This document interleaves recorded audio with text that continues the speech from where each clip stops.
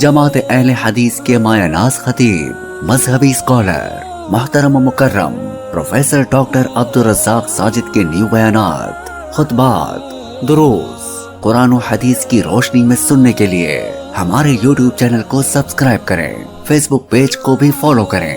بارک اللہ فیکم۔ ابراہیم علیہ السلام جب پوری دنیا میں اکیلے رہ گئے تھے تو یوں لگتا تھا کہ اب کون سنے گا، کون مانے گا۔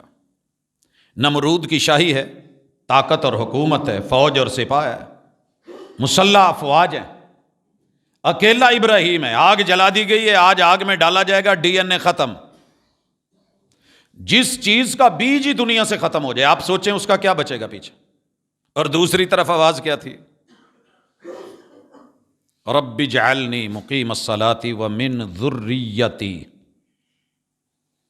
ایک طرف موت واقع ہو رہی ہے، آگ میں ڈالا جا رہا ہے، اور آخری ابراہیم علیہ السلام، ان کے ساتھ کوئی ملا نہیں۔ جب یہ ختم ہوں گے تو ان کا ڈی این اے ختم۔ ان میں سے کوئی رب کو ماننے والا ہی نہیں بچے گا، پیچھے کیا رہ جائے گا؟ مگر مومن کی نظر کیا ہے؟ اکیلا رہ کے بھی گھبرایا نہیں۔ اللہ کہہ رہے ہیں تو میری امت ہے پوری۔ کہہ تو سکتے تھے اللہ میرے نال ہے کون جڑا میں امت ہوں۔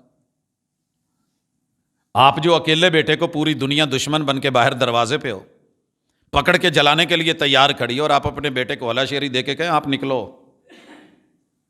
ڈرو نہیں، تو بچہ بولے گا تو صحیح، بابا یا ماما آگ میں جھونک رہے ہو، کون ہے میرے ساتھ؟ نہیں ڈرے ابراہیم علیہ السلام۔ اعلانیہ کہا اور دعا کیا مانگی؟ وہ نسل ختم کرنا چاہ رہے ہیں اور آپ کہہ رہے ہیں رب اجعلنی مقیم الصلاۃ ومن ذریتی۔ اللہ مجھے قیام میں، رکوع میں، سجود میں، تشہد میں، چاروں حالتوں میں اپنا ماننے والا موحد بنا دے۔ یہ معنی ہے نمازی کا۔ ومن ذریتی، اور اللہ میری نسل کا ذرہ ذرہ جہاں بھی پوری دنیا میں بکھرے، ذرہ تو آپ سمجھتے ہیں ریت کے ذرات، ذریتی، اللہ میری ذریت، میری نسل پوری کائنات میں جہاں بھی جائے یہ تیرا نام لے، توحید کو اجاگر کرے اور تیرے نام کے ڈنکے بجائے۔ حضرات آپ کو مبارک ہو کہ آپ ابراہیم علیہ السلام کی ذریت میں سے ہیں۔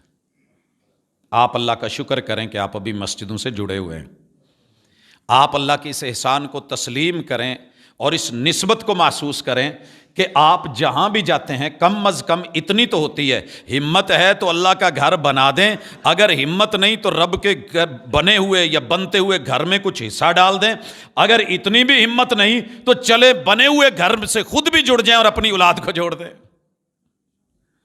یہ دعا آپ کو لگ چکی ہے، خوش قسمت ہیں۔ لیکن کمی بیشیاں جو ہیں ان کو ہم نے دیکھنا ہے۔